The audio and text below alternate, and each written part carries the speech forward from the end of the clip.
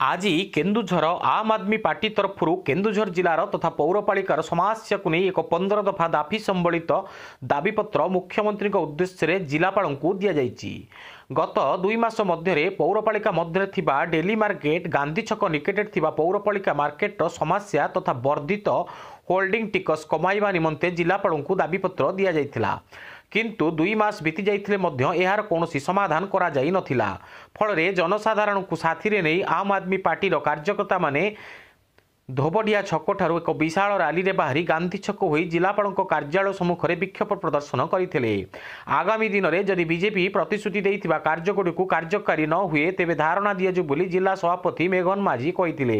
गत निर्वाचन समय संबलपुर ठारे बीजेपी नेता धर्मेन्द्र प्रधान भाषण माध्यम बीजेडी 100 यूनिट बिजुली मागणा देवा प्रसंग में कटाक्ष करी मोदी 300 यूनिट बिजुली मागणा देवे बोली कहिथिले।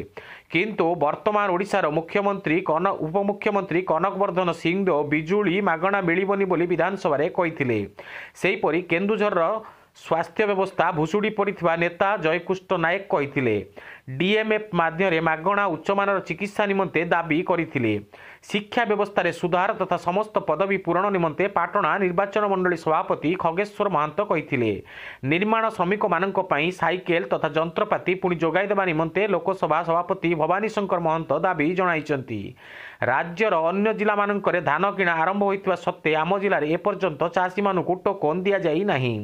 तुरंत टोकन दे धान किणा आरंभ करा सहित समग्र दाबी को पूर्ण करने निमंते सरकार को कहिथिले। राज्य प्रभारी बानाम्बर साहू एक कार्यक्रम में जोग देइथिले।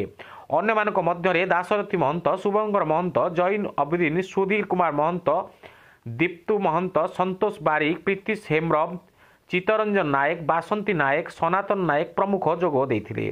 केन्दुझरु जिला प्रतिनिधि सुढल सेठी रिपोर्ट अनुध्यान टीवी।